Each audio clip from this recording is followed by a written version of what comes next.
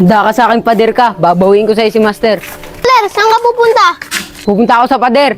Babawiin ko si Master. Sino sabi sa inyo? Huwag ka mag-alala, Master. Babawiin kita sa pader. Kahit ako lang mag-isa. Hepe! Hepe! Oh, Michelle, ikaw pala. Anong kailangan mo? Hepe, may kailangan kang malaman. Nagsisimula na naman ng pader na kumuha ng mga bata. Ano, Michelle? Matagal ng balita yan ah. Hindi pa ako nakupong epe rito. Usap-usapan na yan dito. Pero huwag na kayo maniwala doon. Hindi totoo yun. Totoo po yun, Pepe! Kitang-kita po namin lahat kung paano po iligap si Champion ng pader. Natatawa naman ako sa mga sinabi niya, mga bata. Hindi totoo yun. Ikaw, Michelle, kung wala ka namang i-report na importante rito, magsiuwi na kayo. Wala namang katotohanan yung mga sinasabi niyo eh. Ano, Hepe? Ano yung sinasabing mo walang katotohanan? Pag may nangyari sa anak ko, papakulong kita. Ops, Michelle, hinay-hinay ka lang. Huwag kang mag-alala. Wala pa naman 24 oras na mawala yung anak mo eh. Kaya relax ka lang dyan. Ano? Maghihintay pa ako ng 24 oras? Bago kayo umaksyon? Sige. Magpapadala na lang ako ng tao ron para maimbestigahan kung ano nangyari sa pader na sinasabi nyo. Oy, ano ba ginagawa mo dyan? May mga bata rito. Epe!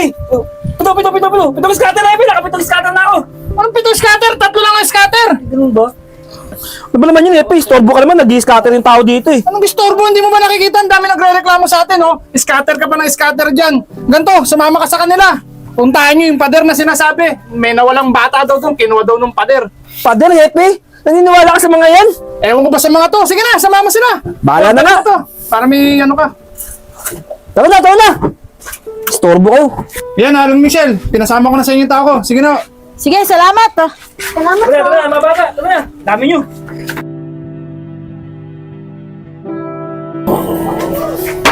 Epe! Galing na ako sa pader na tutukoy nila. Wala namang kakaiba dun, Epe. Ano gagawin natin dun? Epe! Oy, ano yan? Ano? Wala naman talagang kakaiba ron eh. Pero ganito gawin mo. Pumunta ka ron, bantayan mo rin yung magdamag yun. Para alam nila, inaasikaso natin yung pader na sinasabi nila. O yan, magbantay ka rin magdamag ha. Sige, Epe. Baka gusto dagdagan to.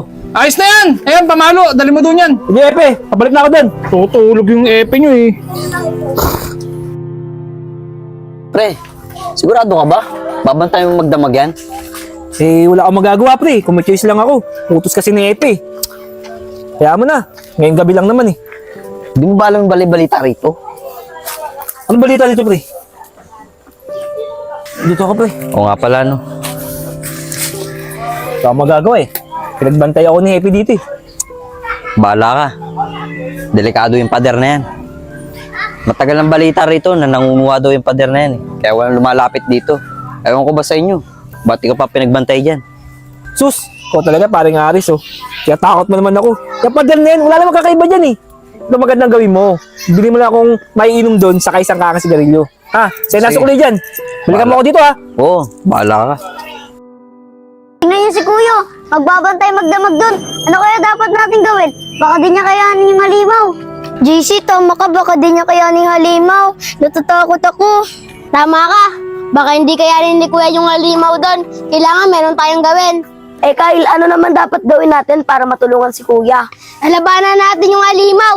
Tapos maghahanda tayo ng gamit para matulungan si Kuya. Tama ka, Kyle.